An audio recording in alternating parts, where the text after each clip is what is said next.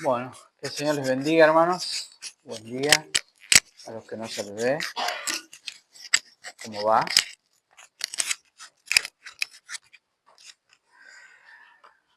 Como habíamos anunciado, vamos a abrir nuestras Biblias en la Epístola de Santiago.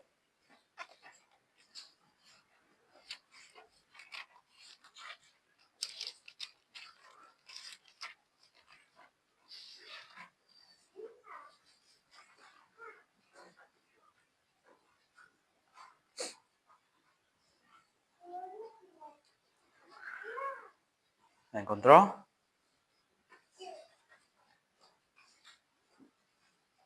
Muy bien, vamos a compartir en esta mañana los primeros 4 versículos de esta carta. Sin embargo, antes de leerlos, me gustaría aclarar que probablemente, para que no sea demasiado largo, escogí solo estos 4 versículos. Pero cuando terminemos con esta primera sección, deberíamos ver cómo se relaciona el inicio de la carta como una presentación de los temas que va a haber en la carta, hasta por lo menos el versículo 11, y si no, el versículo 12 también. O sea, yo voy a como cortar la carta en un lugar donde no debería. No sé si se entiende. Bueno, siempre tratamos de tomar ideas completas, ¿sí? No, a veces es, cuando uno agarra un versículo suelto, corre el riesgo, si no mira para arriba y si no mira para abajo, de hacerle decir a ese versículo algo que nos dice o perder el sentido original. Entonces, bueno, vamos a tenerlo en cuenta. Yo les animo a leer la carta, es una carta muy cortita, apenas 5 capítulos. Nada, antes de venir, los días previos, leerla completa, como para que siempre tengamos el panorama del mensaje total de Santiago. Igualmente hoy vamos a hacer una introducción a la carta en sí. Leamos la palabra del Señor, hermanos. Y dice, capítulo 1, verso 1, Santiago, siervo de Dios y del Señor Jesucristo, a las 12 tribus que están en la dispersión. Salud. Hermanos míos, tened por sumo gozo cuando os halléis en diversas pruebas, sabiendo que la prueba de vuestra fe produce paciencia. Mas tenga la paciencia su obra completa, para que seáis perfectos y cabales, sin que os falte cosa alguna. Si usted mira el verso 5, dice, y si alguno de vosotros tiene falta de sabiduría, se dan cuenta que sigue el pensamiento, la repetición de la palabra nos vuelve. Pero bueno, vamos a terminar en el versículo 4 hoy. Bien, antes de empezar un poco a desmenuzar el texto de esta mañana, de tratar de entender lo que nos dice a nosotros hoy, es necesario hacer una introducción a esta carta. En primer lugar, una de las cosas que nosotros estaría bueno que sepamos es que probablemente esta sea el primer texto del Nuevo Testamento. ¿Cuál es el texto más antiguo del Antiguo Testamento? Probablemente Job. Bueno, en el Nuevo Testamento, esta es lo primero que se escribió. Antes de que fueran escritos los evangelios, antes de que fueran escritas las cartas, antes de que fuera escrito el libro de Apocalipsis, esta fue la primera carta. Y esto es importante porque yo voy a ir leyendo pasajes. Esta idea que está acá, estas ideas que están en Santiago están en otros lados, ¿sí? Y vamos a ver que yo les voy a citar Romanos, Pedro, y ustedes se van a dar cuenta de que las ideas están ahí porque son ideas de Dios. Esto no lo escribió una persona porque se le ocurrió, sino porque el Señor lo inspira a Santiago. Pero ustedes cuando leamos esos ejemplos de otras cartas, recuerden que esta carta fue escrita en primer lugar. Bueno, Comienza nuestro pasaje con un versículo solo, que es el saludo inicial de la carta. Típico, en cada carta empezaba saludando. Pero bueno, hay algunas cosas que tenemos que aclarar aquí. Dice, Santiago, siervo de Dios y del Señor Jesucristo, a las 12 tribus que están en la dispersión, salud. Si yo divido esto, lo tengo que dividir en 3 partes. Primero, ¿quién escribe?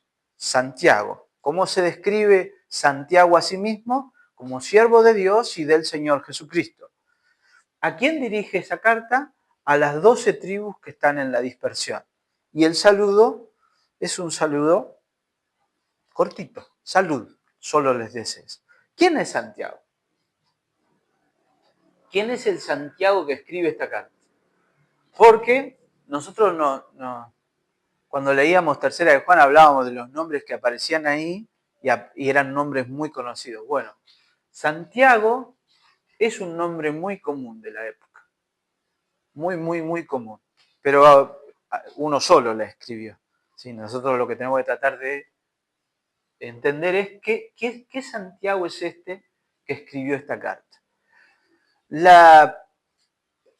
Antes de continuar con esto. Nosotros tenemos nuestra traducción dice Santiago, originalmente ¿qué dice? ¿De qué nombre hebreo viene el nombre Santiago? ¿Alguien sabe? ¿Quién dijo? Jacobo. Santiago viene de Jacobo. El nombre que nosotros vemos en la Biblia, Jacob, ¿sí? Jacobo. ¿Cómo se pronunciaba eso? Jacob. Se fue pasando. Iago, Tiago, Iaco, Diego, son todas deformaciones de ese nombre. Y al Tiago o al Iago por ser un discípulo del Señor, ¿cómo se le decía? Pablo, discípulo del Señor, ¿cómo se le decía? San Pablo. Juan, discípulo del Señor, ¿cómo se le decía? San Juan. Bueno, a Jacobo, que su nombre se deformó en Iago, en Tiago, en Iaco, se lo terminó llamando Santiago. ¿Sí? De ahí viene el nombre. Nosotros en nuestra traducción dice Santiago, originalmente dice Jacobo.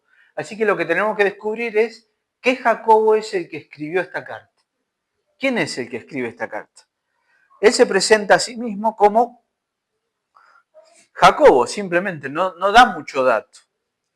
Pero este nombre era un nombre muy común. Ustedes saben que nuestro Señor Jesucristo tenía algún discípulo que se llamaba Jacobo. Jesús, ¿tenía algún discípulo que se llamaba Jacobo? Sí, por falta de uno tenía 2. Santiago el mayor, Santiago el menor. Santiago, el hermano de Juan, que era Santiago el mayor, y Santiago, el hijo de Alfeo, que era Santiago el menor. ¿No? ¿Es alguno de ellos? No. El Jacobo el mayor, cuando esta carta se escribe, está muerto. Porque fue el primer cristiano, el primer apóstol en morir. Después de Esteban, Jacobo, el hermano de Juan, muere. ¿Sí? Apedreado por ser cristiano, lo mata. Jacobo, el hijo de Alfeo, no se queda en Jerusalén, no sabemos mucho de él, no hay razones para pensar que sea él el que lo esté escribiendo. ¿Quién es el Jacobo entonces que se menciona aquí en esta carta? Anótelo, después lo miro porque le voy a dar varios versículos como para esto, para ver quién es. ¿Se acuerdan ustedes que en Hechos 12 Pedro cae preso? ¿Y cómo sale libre? Un ángel del Señor obra su liberación. Y dice, Hechos 12 y 17, que Pedro va a la casa donde se reúne la iglesia, y estoy leyendo el versículo 17, y dice, Pedro, haciéndoles con la mano señal de que callasen, les contó cómo el Señor lo había sacado de la cárcel. Y dijo, haced saber esto a Jacobo y a los hermanos. Y salió y se fue a otro lugar. Este Jacobo no era ni Jacobo el mayor ni Jacobo el menor, no era uno de los apóstoles, y sin embargo era una persona muy importante ya en la iglesia. Si me voy unos capítulos más adelante, y esta carta fue escrita antes de esto, antes del capítulo 15 de Hechos, porque me fui a Hechos 15, 13, ustedes saben, había en la iglesia de Jerusalén judíos que eran griegos y judíos que eran de Israel. Y había algunas diferencias en cómo hacer algunas cosas. Y habían entrado, no, me equivoqué, en realidad tiene que ver con otra cosa. Habían entrado a la iglesia un tipo de personas, que eran los gentiles, ¿se acuerdan? Eso es lo que se decide en el Concilio de Jerusalén, perdón. Y entonces Pablo va y se reúne en la iglesia en Jerusalén y dice, bueno, a ver, un judío cuando nace, ¿qué hay que hacer con él? Hay que circuncidarlo. ¿Qué mandamientos tiene que obedecer un judío? Todos estos. Bueno, si alguien que no es judío llega a ser cristiano, ¿tiene que hacer todo lo que hace un judío? Pablo decía que no, pero la iglesia se reúne y fíjense quién es un poco el que marca lo que la iglesia entiende que el Señor quiere. Y un detalle, ¿no? Nuestra carta tiene una... Para tomar esta decisión y comunicar esta decisión se escribe una carta. Pablo va a recibir la carta del Concilio de Jerusalén y la va a llevar a las iglesias. Adivinen cuál es el saludo que tiene la carta que escribe Jacobo, porque la escribe Jacobo la carta. ¿Cómo dice? Salud, igual que esta. ¿Sí? Ahí tenemos otro indicio de que es Jacobo. Hechos 15 dice, el versículo 3 especialmente, cuando todo el mundo cayó, Jacobo respondió diciendo, varones hermanos, oídme. ¿Qué quiero que vean? Que este Jacobo no es ninguno de los apóstoles del Señor y sin embargo es una figura muy, muy importante. Ya en la iglesia de Jerusalén del primer tiempo, el que está escribiendo esta carta es un Jacobo que es muy importante. Ahora sí, por favor. Vaya abriendo Gálatas 1:19. Y le voy a dar otro detalle sobre Jacobo. Pablo, hablando en Corintios, hablándole a los corintios de su experiencia de conversión, habla de la resurrección del Señor, de cómo el Señor resucitó. Y él dice, otro indicio más, 1 Corintios 15:7, que el Señor se apareció a las mujeres y después dice, apareció a Jacobo y después a todos los apóstoles. Es llamativo. La primera persona a la que se le aparece el Señor resucitado, después de las mujeres que lo ven en la tumba, ¿es a quién? A Jacobo. Y después a todos los apóstoles. Que el ángel, que el Señor les dice a las mujeres, vayan, díganle, y díganle a Pedro. ¿Se acuerdan que dice? Díganle a Pedro y a los hermanos. El Señor está preocupado por decirle a Pedro. Pero antes de mostrarse a los demás, ¿delante de quién se muestra? De Jacobo. Pero Jacobo no era un apóstol. ¿Quién era este Jacobo? La respuesta, bueno, está en Gálatas 1:19. Pablo, hablando de lo que él predica, lo que él enseña y que el resto de los apóstoles y la iglesia está de acuerdo con él, nombra a Jacob. Y dice que él se reunió y lo que él aprendió lo aprendió del Señor. Y dice Gálatas capítulo 1, verso 19. Pero no vi a ninguno otro de los apóstoles, sino a Jacobo. ¿Y quién es Jacobo? El hermano del Señor. Este Jacobo, que escribe esta carta, es un hermano de nuestro Señor Jesucristo. ¿Hermano cómo? En la sangre. Depende a quién le pregunten, la Iglesia Católica dice que la palabra que se usa acá como hermano es una palabra que puede ser pariente. No, es hermano. ¿Jesús tuvo hermanos? Sí, claro, tuvo hermanos. Porque después de que nació Jesús, María no se había casado, no había tenido intimidad con José ni con nadie. queda embarazada del Señor por obra del Espíritu Santo, pero después de que nace el Señor, ella sigue una vida normal con José y tiene a Jacobo y a otros hermanos. Llamativo. Este Jacobo es un Jacobo que se crió con el Señor, que jugaba a la pelota con el Señor, que comían con el Señor, que aprendían, que ayudaban al Padre, que viajó a Jerusalén quizá con el Señor. No tenemos muchos datos de la infancia de Jesús, así que todo lo que podamos decir es imaginación, ¿no? Pero Jacobo lo conocía al Señor. ¿Cuál fue la reacción inicial de Jacobo ante el ministerio de Jesús? No creían. Los hermanos de Jesús no creyeron que Jesús era quien decía ser. Era difícil para ellos creer. ¿Cómo? Si nosotros lo conocimos a este Jesús. ¿Cómo él ahora dice que él es el Hijo de Dios, que él es Dios mismo? ¿Cómo es que dice eso? María lo sabía porque sabía que ese hijo que ella tenía no era un hijo como los otros. Pero a los hermanos les costaba mucho.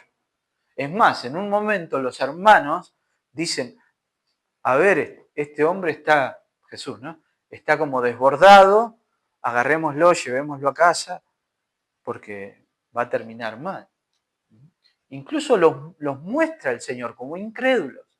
Ahora, este Jacobo va a terminar convertido en un discípulo del Señor.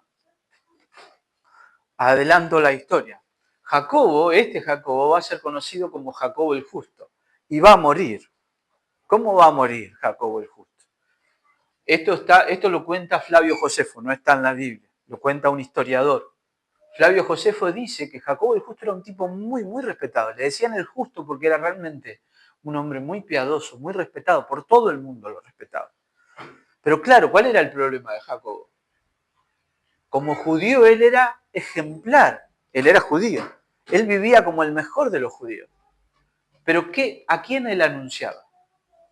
A Jesucristo, y esto generaba rechazo. Y un día, dice Flavio Josefo, cuenta que lo subieron a una parte elevada del templo, el pináculo del templo, y le dijeron, los fariseos y los sacerdotes y todo, aclará vos, hablá. ¿Y él qué hizo? Predicó a Cristo. Bueno, y lo empujaron. Lo empujaron del pináculo del templo y cayó, y una vez que cayó, lo agarraron a pedradas hasta que murió. Jacobo el Justo, este hermano de Jesús, que no creía en Jesús, termina entregando su vida por Jesús. Porque el Señor al final se le reveló como Señor. Es difícil para él creer. Fue difícil para él creer. Era su hermano en la sangre. ¿Cómo vos decís? Que yo viví con él, ¿cómo es que es el Hijo de Dios? ¿Cómo él es el Mesías? Pero él, cuando lo vio resucitado y por la obra del Espíritu Santo en su vida, él terminó reconociendo a Jesucristo como el Mesías. Y ahora entonces, si yo considero esto, ¿quién es este Jacobo? Me llama la atención cómo se presenta a sí mismo. ¿Qué dice Jacobo de él? Jacobo, el hermano del Señor, atenti, entre paréntesis. Ojo, el que les escribe quién es, el hermano del Señor. Así les puso, ¿no es cierto? No, ¿qué dice? Santiago, siervo de Dios y del Señor Jesucristo. La palabra que se usa, ¿cuál es? Dulos, un siervo. Él podría haber chapeado, como decimos nosotros. ¿Sabés de cuánto hace que lo conozco a Jesús? De chiquito. Vivía conmigo, es mi hermano. Y sin embargo, nosotros ya aquí tenemos una lección de humildad en Jacobo, porque él se reconoce a sí mismo como un siervo humilde. Así como en primera de Juan yo les dije, porque es así, ¿no? Que Juan es una carta llena de exhortaciones, es una carta dura, es una carta pesada la de Juan, pero llena de un tono pastoral y amoroso. Esta carta también. La carta de Santiago es una de las cartas más demandantes para los cristianos en términos éticos. ¿Cuál es el tema de la carta? ¿Alguna vez escuchó hablar usted de qué habla la carta de Santiago? La carta de Santiago llama a que los cristianos vivan su fe. Fe en acción suele llamarse, es una frase que usamos. Nuestra fe cristiana es una fe que nosotros tenemos que vivir.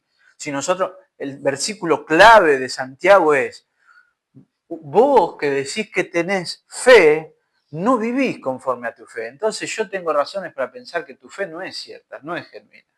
Ahora yo te digo que tengo fe y yo vivo de acuerdo a esa fe. Mis obras, la forma en la que yo camino, la forma en la que yo me comporto, es la evidencia de que mi fe es una fe genuina. Y todo el tiempo Santiago va a usar incluso palabras muy duras, pero siempre con este tono pastoral. Santiago, siervo de Dios y del Señor Jesucristo. Porque esta carta es una carta pastoral. La carta de Santiago es considerada una epístola universal porque sus verdades se aplican a un montón de iglesias, pero él dirige esta carta a un grupo de gente en particular. ¿A quién le escribe Santiago? Bueno, y aquí dice, a las 12 tribus que están en la dispersión. ¿A quién le está escribiendo entonces? ¿Qué referencia es esa de las 12 tribus? Le está escribiendo a hermanos judíos, las 12 tribus de Israel. ¿Por qué? ¿Cuándo fue escrita esta carta? En el año 43, 44, 45.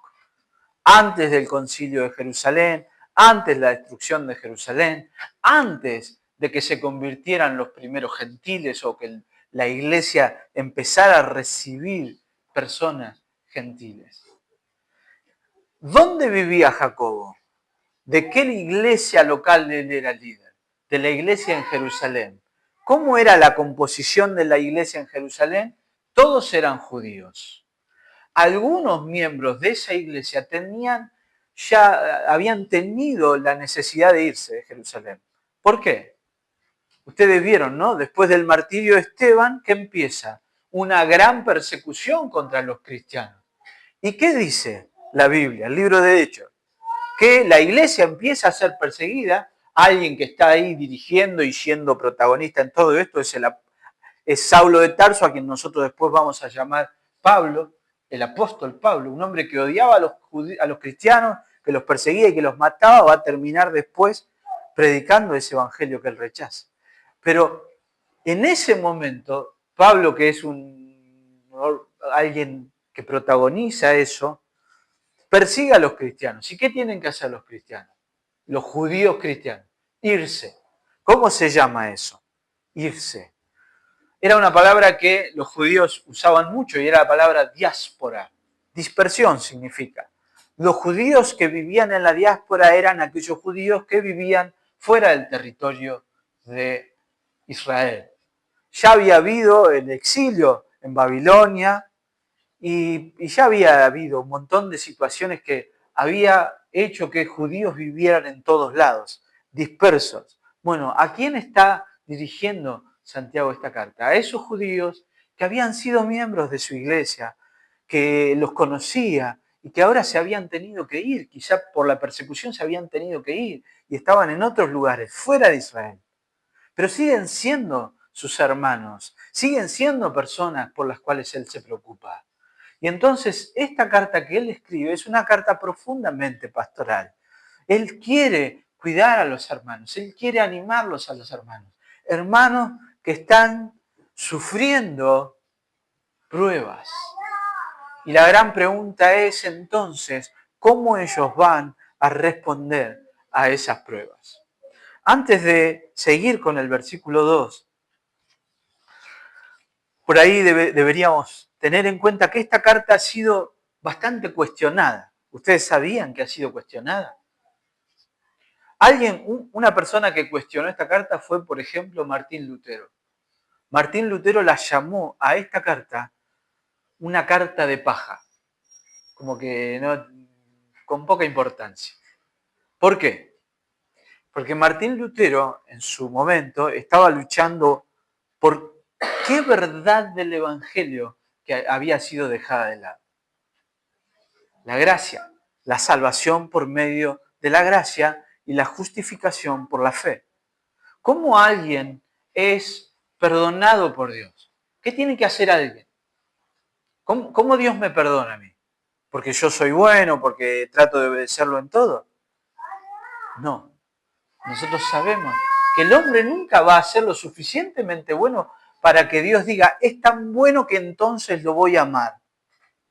Dios ama aunque nosotros seamos imperfectos. Y lo que Él pide de nosotros es que creamos en Él, que pongamos nuestra fe en Jesucristo, la justificación por la fe. ¿Eso aparece en esta carta? No aparece tan explícitamente. Y en cambio, cuando Santiago dice, ya vamos a llegar a eso y vamos a ver que Santiago no contradice para nada la doctrina de la justificación por la fe, la amplía, la completa. Pero algunos dicen, no, bueno, Santiago puede ser tomado como que nosotros, si nos portamos bien, Dios nos tiene que salvar porque somos buenos. Santiago no va a decir eso. Pero los detractores del ideario de Martín Lutero usaban la carta de Santiago para decir, ¿no ves que porque era la malinterpretación? Lo hablamos el otro día cuando hablamos de la gracia. Cuando nosotros decimos que Dios nos perdona por pura gracia y que nuestras obras no tienen ningún valor, eso no es, porque así lo interpreta la Iglesia Católica. ¿Por qué la Iglesia Católica rechaza la justificación por la fe? Porque entiende que si nosotros decimos que nuestros pecados son perdonados porque Cristo murió por nosotros sin que nosotros tengamos ni podamos hacer nada, eso sería un permiso para que nosotros sigamos pecando. Eso no es entender la gracia, eso no es entender el perdón de Dios. Cuando uno realmente experimenta el perdón de Dios, no va a querer seguir pecando. Y va a haber una transformación tan profunda en el corazón del hombre que ya no se va a regodear o descansar en su pecado. Es lo que dice Juan.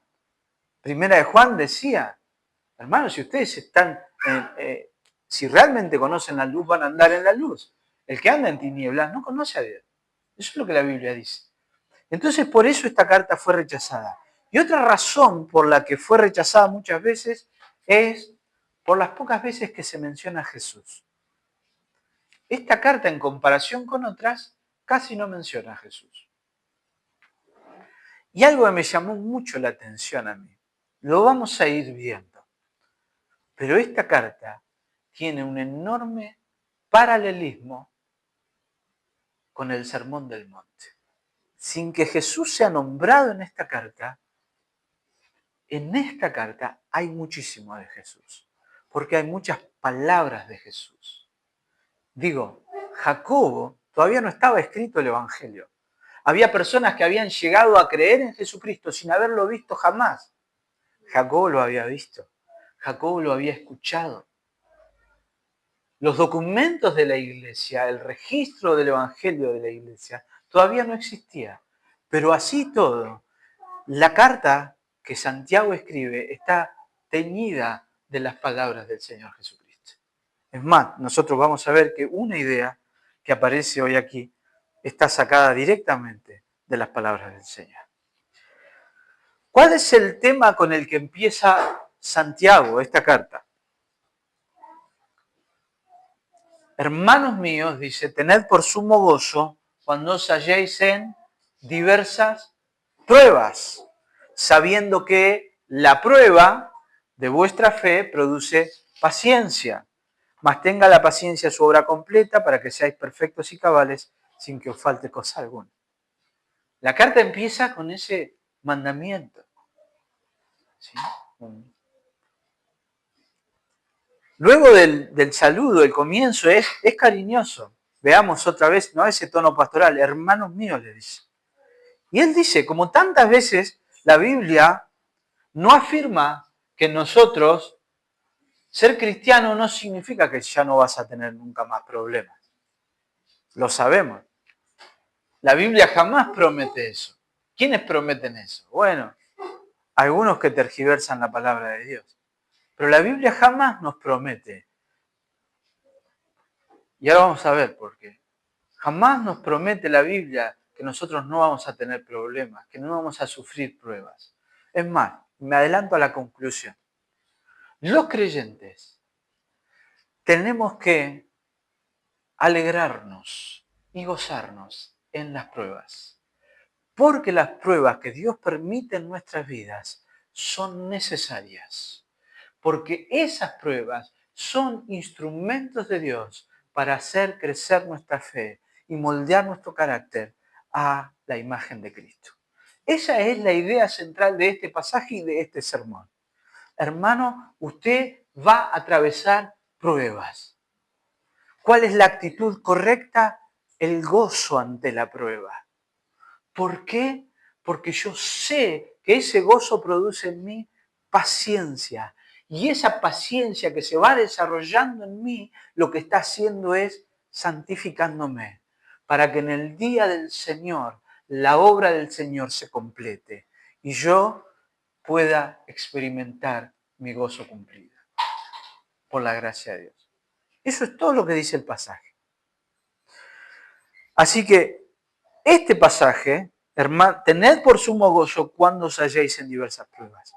Así comienza el pasaje. Y este sería, el primer punto sería la introducción. Este es el primer encabezado de nuestro sermón.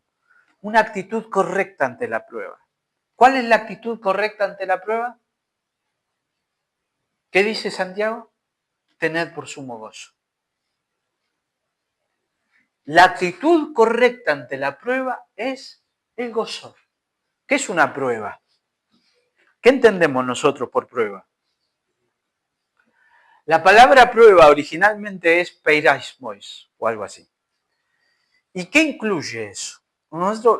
Usted fíjese más adelante que la misma palabra, la palabra prueba, aparece traducida de otra forma. Tentación. En Santiago va a aparecer la palabra tentación. En el versículo 12 va a aparecer la palabra tentación. Y es la misma palabra. ¿Qué es una prueba? Cualquier cosa que intente o que pueda producir en nosotros que nos alejemos de Dios. Sea la inclinación al pecado, sea la dificultad. Cuando yo me encuentro con la dificultad, muchas veces soy tentado a dudar de la bondad de Dios, a dudar de la soberanía de Dios. ¿Será que realmente en esta situación, por qué Dios permite que me pase esto? Se me complicó acá, ay Dios, ayúdame. Y en vez de que me ayude y me solucione esto, se me complica por el otro lado y después se me complica por el otro lado. Entonces Dios no me ama, Dios no está, Dios no puede. Se le complicó, Dios no llega. Hay cosas que Dios puede hacer y hay cosas que no. Así reacciona el mundo ante la prueba. La palabra prueba acá, o sea, la palabra que nosotros traducimos como prueba acá es dificultad. Acá Santiago está hablando de las dificultades. ¿Cómo vamos nosotros a reaccionar ante las dificultades de la vida? ¿Qué hace el mundo ante la prueba? La reacción natural de cualquier persona en este mundo ante el sufrimiento es rechazarlo, no quererlo. Yo no quiero sufrir. ¿Quién quiere sufrir? Nadie. Siempre acuérdese, hermano, la Biblia no nos llama a buscar el sufrimiento intencionalmente. Los cristianos no buscamos el sufrimiento intencionalmente. Eso es orgullo disfrazado de piedad. Pero los cristianos no le tememos a la prueba. O no deberíamos. A eso nos alienta este pasaje. Pero el mundo quiere escapar de los problemas, quiere escapar del sufrimiento. Lo rechaza. El mundo ante el sufrimiento cuestiona. ¿Por qué a mí? Alguien va al médico, sale a correr todos los días, es vegano, no fuma. Llegan los exámenes, cáncer.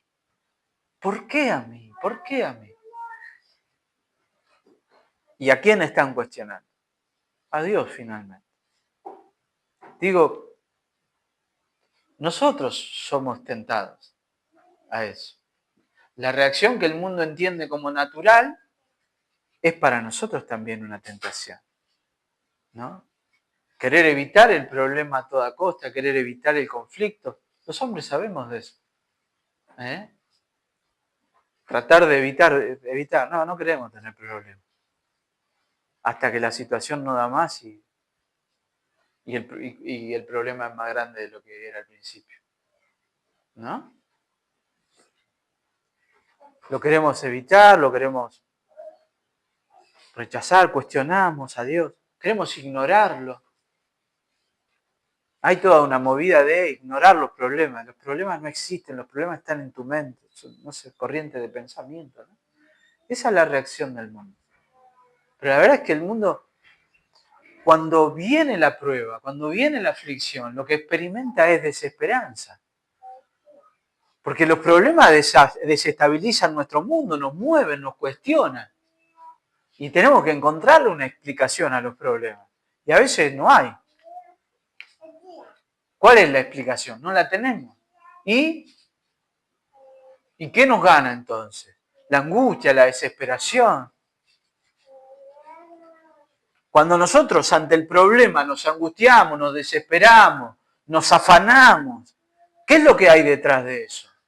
La convicción de que algo está mal, de que algo se nos escapó a nosotros de las manos. Ilusos, como si nosotros pudiéramos tener algo en nuestras manos, como si pudiéramos controlar algo. Pero Santiago dice, hermanos, cuando os halléis, no si os halláis, cuando os halléis, en diversas pruebas. ¿Por qué diversas? Porque los problemas te van a llover de todos lados. Cuando uno piensa, ya está, ¿no?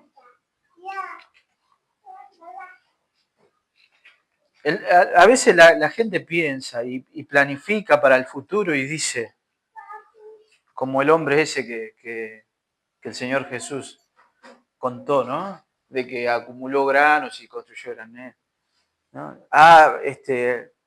Bueno, me deslomé 20 años, pero agarré y tenía un terreno, construí 10 departamentos y tengo 2 camiones que trabajan para mí, ya está, ya no le temo al futuro. Y de repente, pum, una tragedia, una enfermedad, una muerte inesperada en la familia, vos mismo. Y el mundo se te sacude. ¿Y cómo explicas eso? Si soy yo el que me muero, bueno, esa seguridad que tenía, me voy a dar cuenta de que no, de que era una vanidad. Pero ¿y si se me sacude algo de mi entorno? Si tengo que atravesar por una prueba. Yo que pensaba tenerlo todo bajo control, ¿qué pasó? ¿Cómo reacciono? Bueno, y el mundo se desespera, se afana, se deja ganar por la angustia. Y sin embargo, Santiago dice, cuando ustedes estén en diversas pruebas, ¿saben cuál es la actitud correcta? ¿Saben cuál es la evidencia de que la fe de ustedes está puesta en el Señor Jesucristo? Que ustedes van a afrontar los problemas con gozo, con gozo.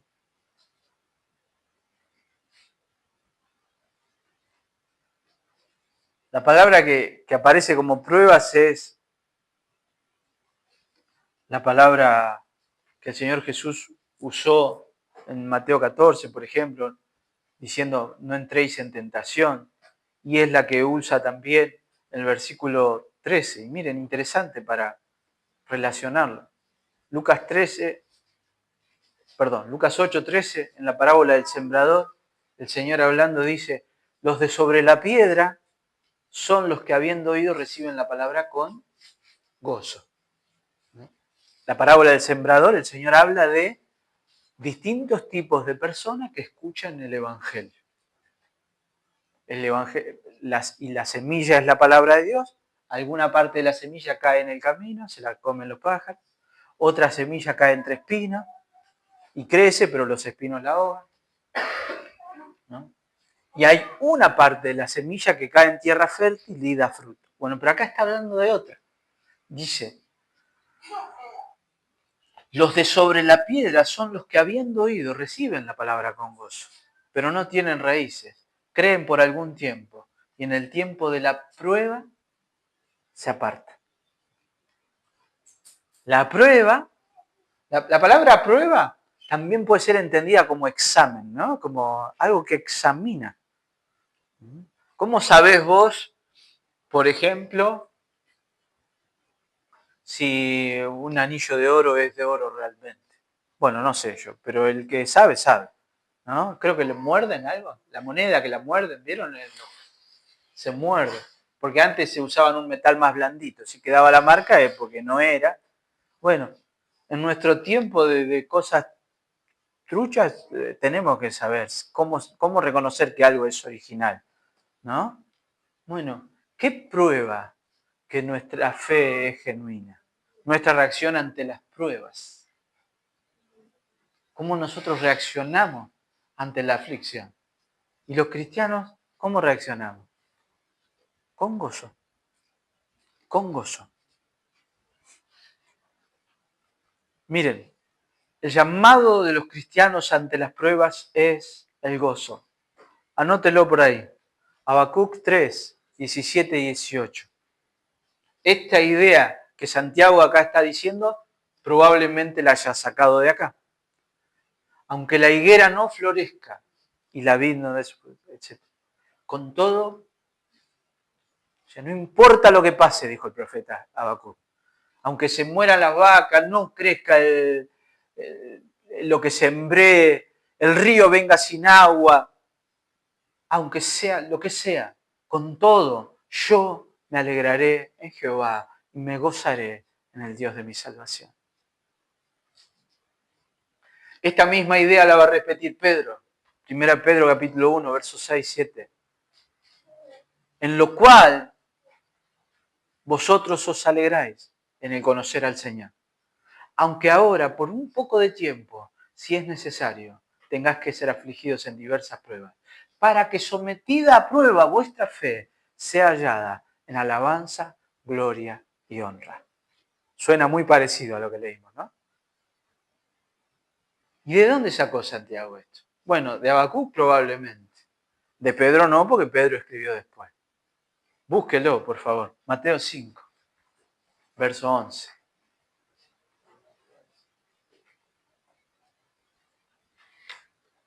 Alguien que nos enseñó a enfrentar las pruebas con gozo.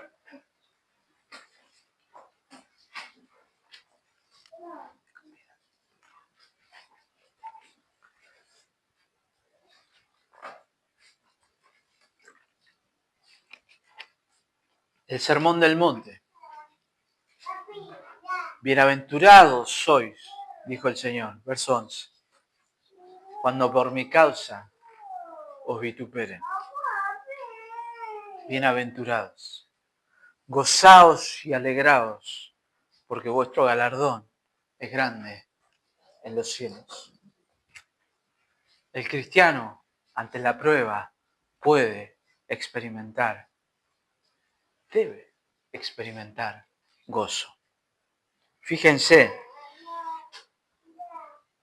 es un mandamiento. El verbo tened es un imperativo.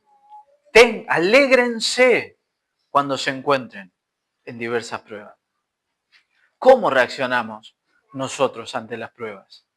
El llamado al gozo de este pasaje no es un llamado a pretender que algo malo es bueno, a ignorar el dolor, a ignorar la angustia que la prueba produce. El sufrimiento es real y es un recordatorio del daño que el pecado ha causado en el mundo.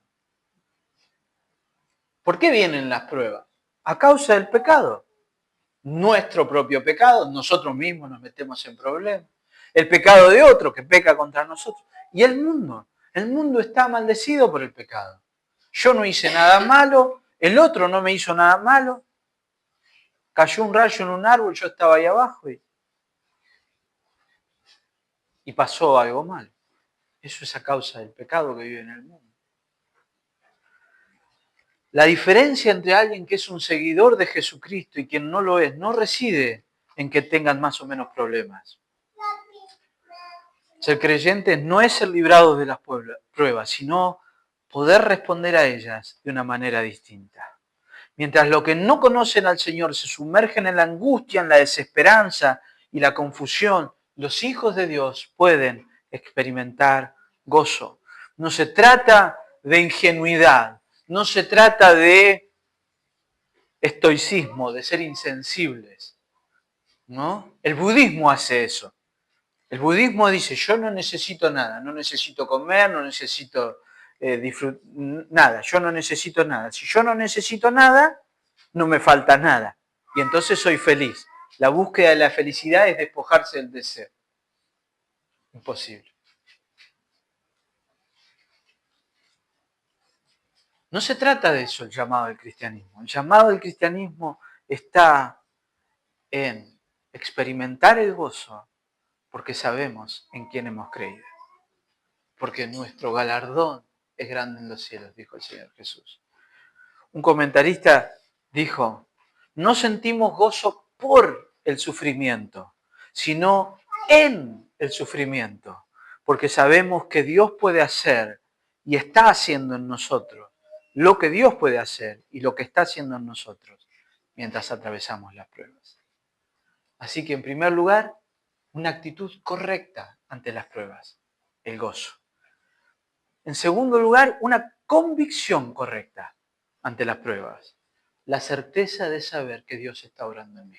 Porque el pasaje dice, sabiendo que la prueba de vuestra fe produce paciencia. Reina Valera 60 traduce paciencia. Otra traducción posible para esa palabra es perseverancia. La razón por la que los creyentes podemos experimentar gozo en medio de la prueba es la firmeza de aquel en quien nosotros hemos creído. Santiago usa el verbo sabiendo, sabemos. ¿Qué es lo que nosotros sabemos? ¿Qué sabemos de nosotros mismos? Muy poco. ¿Qué certeza tenemos acerca de nosotros mismos? Muy pocas. No nos sorprendemos a veces reaccionando o haciendo cosas que diríamos que somos incapaces de hacer. ¿Qué es lo que sí sabemos? Que cuando nuestra fe es probada, Dios está obrando en nosotros. Y esa es la convicción que nos sostiene. Y acá la palabra probada significa examinada. Simón Kistemaker dice que así como el orfebre quita las impurezas que son ajenas al metal, del mismo modo, Dios purifica la fe del creyente, quitando el pecado. Nuestra fe puesta a prueba produce en nosotros perseverancia.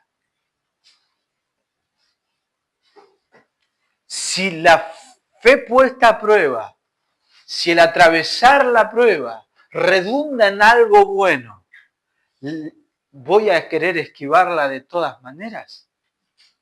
Si Dios permite la prueba en mi vida, ¿qué voy a hacer yo? Abrazar esa prueba y experimentar el gozo de saber que Dios está obrando en medio de esa prueba. Gozo no es estar a las risotadas cuando perdiste a alguien. Perdiste a alguien. No vas a andar riéndote, eso es inconsciencia, es falsedad, es necedad. Pero incluso en eso podés experimentar gozo. Gozo es satisfacción profunda en saberme conocido y amado por Dios, en saber que Dios está en control de todas las cosas y que incluso de esto que es malo, Dios está haciendo algo bueno. En este mundo las pruebas no son solo ineludibles, hasta son necesarias. Es a través de la prueba que nuestra fe es puesta en acción. Cuando nosotros atravesando el dolor nos aferramos a la promesa de que la gracia de Dios es suficiente y que su poder se perfecciona en nuestra debilidad, como le dijo Pablo a los Corintios en 2 Corintios 12:9. Cuando nosotros atravesando el valle de sombra de muerte encontramos alivio en su vara y su cayado y podemos decir, como el salmista, no temeré mal alguno. Salmo 23.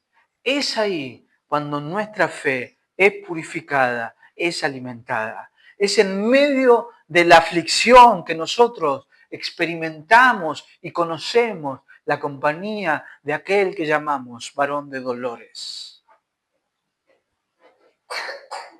Su consuelo, su fortaleza, es en medio de la tentación.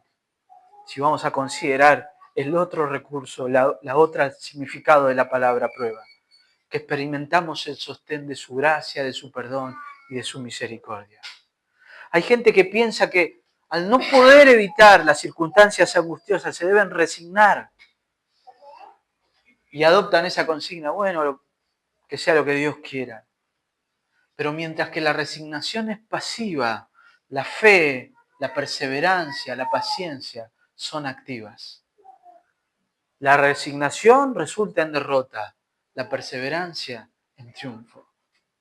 El cristiano persevera mirando a Jesús, el autor y perfeccionador de su fe. Y este es el llamado del Señor, perseveren hasta el fin.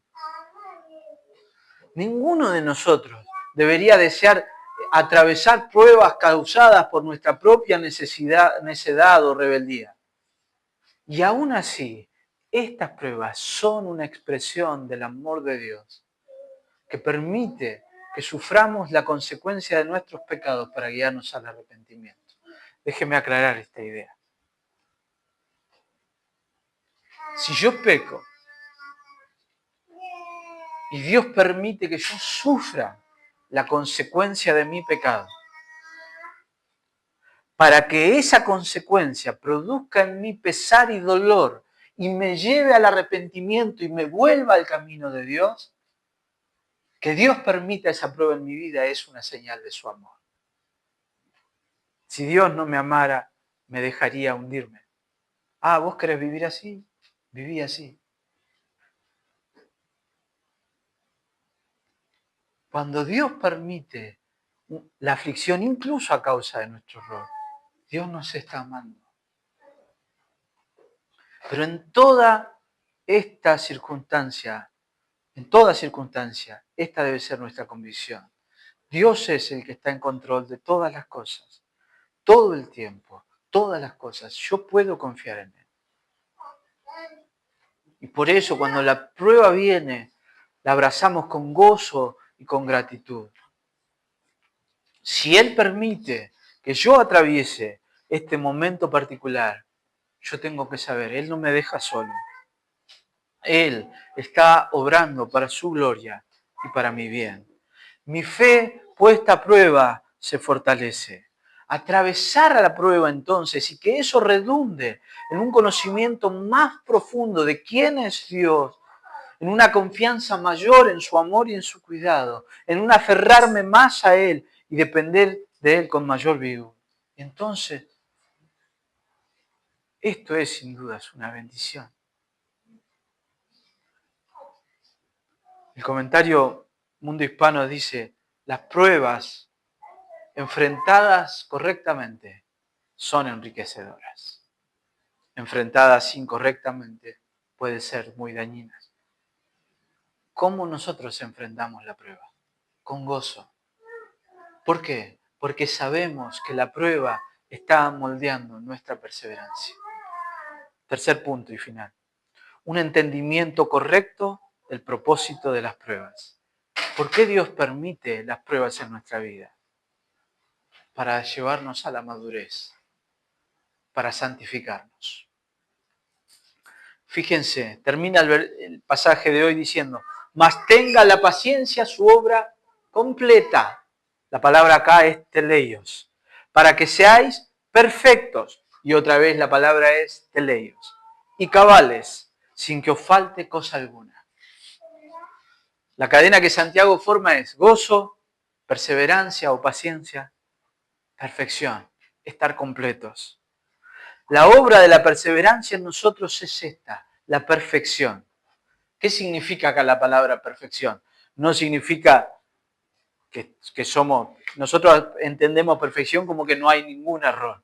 La palabra de Dios usa esta palabra, teleios, en el sentido de que Dios nos está formando, nos está haciendo cada vez más completos. Dios está obrando en nosotros.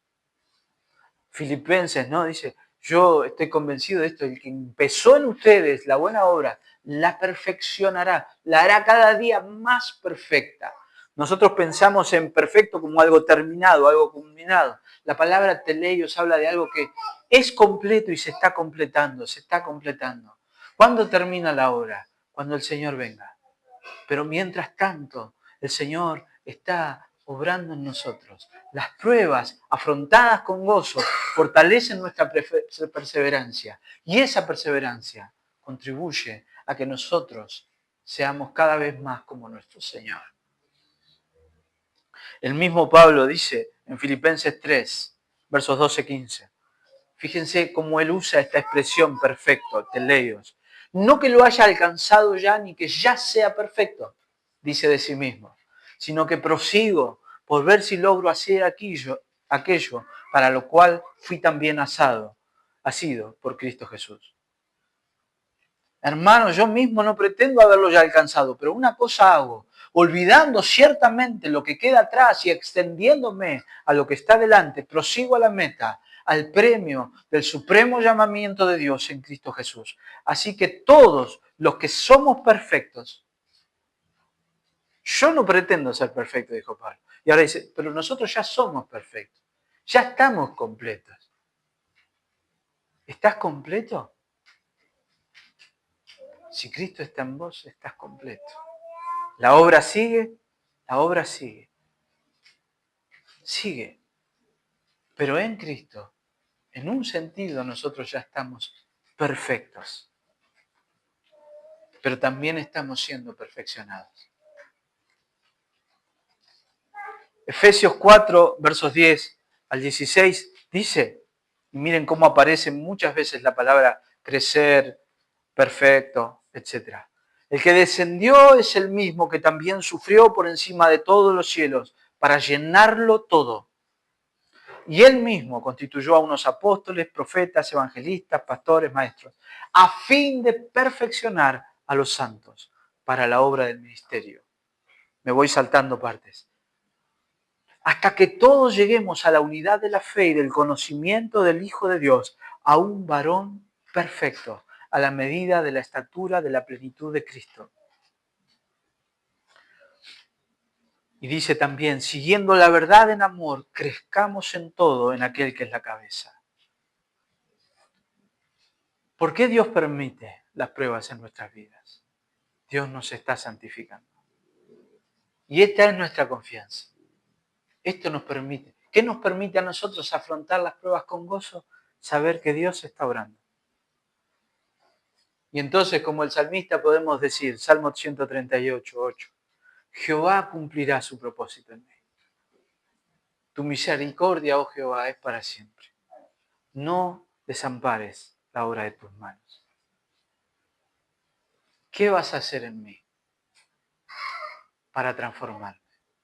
¿Permitir pruebas? Ayúdame a enfrentarlas con gozo. Esta verdad nos sostiene. Las pruebas que atravesamos son instrumentos de santificación.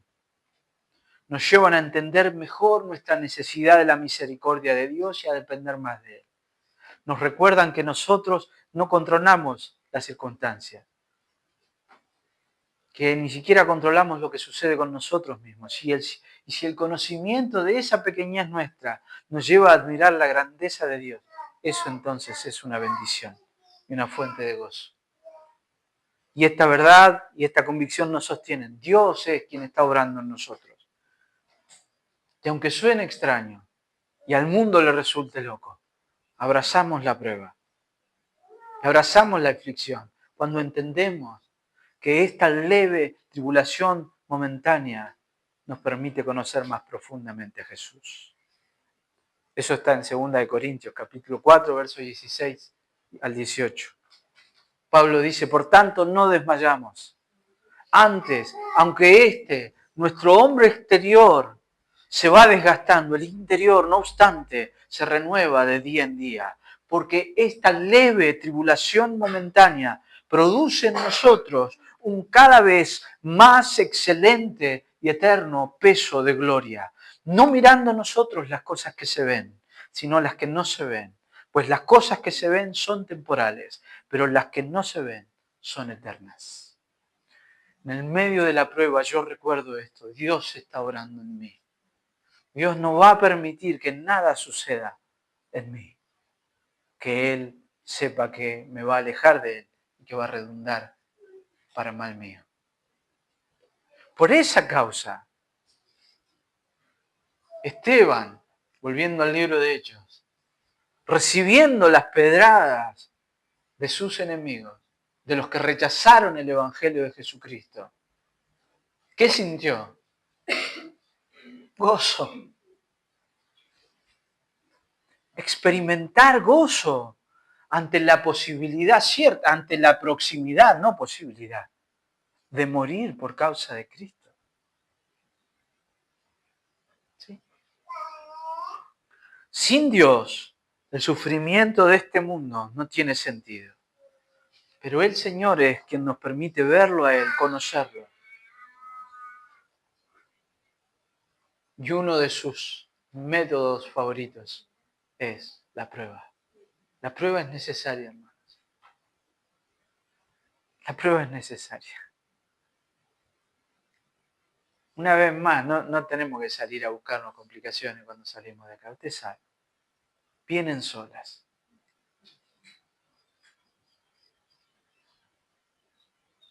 Experimente las pruebas con gozo. Dios está obrando en su vida. Y la promesa es esta, Él completará en nosotros esa obra. Y esa certeza es la que nos permite a nosotros mirar las pruebas con los ojos de la fe y gozarnos en el hecho de que la misericordia y el amor de Dios son reales en medio de la aflicción. Tenga la paciencia, su obra completa. Si yo en el medio de la aflicción puedo tener la actitud correcta, gozo, con la convicción correcta, esta prueba está moldeando mi fe, me está haciendo más perseverante. Entonces, Dios está completando su obra en mí para que yo sea perfecto y cabal. Perfecto y cabal son lo mismo. Son dos palabras distintas con el mismo sentido. Como reforzando eso, Santiago usa eso. Y es más, sean perfectos y cabales, una afirmación positiva, sin que os falte cosa alguna, una afirmación negativa. Ser perfecto, estar completo. ¿Qué es estar completo? Que no te falte nada. ¿Qué es que no nos falte nada? ¿Cuándo el hombre puede decir nada me falta? Otra vez, el Salmo 23. Cuando puede decir, el Señor es mi pastor, nada me falta. Vamos al Nuevo Testamento. ¿Quién dijo? Yo soy el buen pastor. En Él ustedes están completos y están siendo completados. Termino. Una fe genuina en el Señor Jesucristo mira todas las cosas con los lentes del Evangelio, especialmente las pruebas. Todo lo que vivimos, todo lo que atravesamos, nos puede ayudar a recordar en quién hemos creído. Abrazar las pruebas con el gozo de la fe produce perseverancia en nosotros, nos santifica. Eso es una bendición. Si Jesús no es tu Señor, nada tiene sentido y la aflicción se convierte en una fuente de desesperación. Solo una fe puesta en Jesús puede dar sentido a la vida del hombre. No hay nada peor para el hombre que experimentar el sufrimiento y ¿no es acaso ese el gran cuestionamiento del hombre? Si hay un Dios y ese Dios es bueno, ¿por qué permite el sufrimiento? Pero conocer a nuestro Señor. Y no es cualquier Señor. Nuestro Señor es un Señor que sufrió por nosotros, que hizo suyo el sufrimiento humano. Jesús mismo atravesó el sufrimiento con gozo, sabiendo que en su sufrimiento Él glorificaba al Padre y vencía el pecado, redimiéndonos. Hebreos 12, versos 1 y 2, nos recuerda al Señor y su sufrimiento. Y dice, Por tanto, nosotros también, teniendo en derredor nuestro tan grande nube de testigos, despojémonos de todo peso y del pecado que nos asedia, y corramos con paciencia la carrera que tenemos por delante. Santificación. ¿Cómo?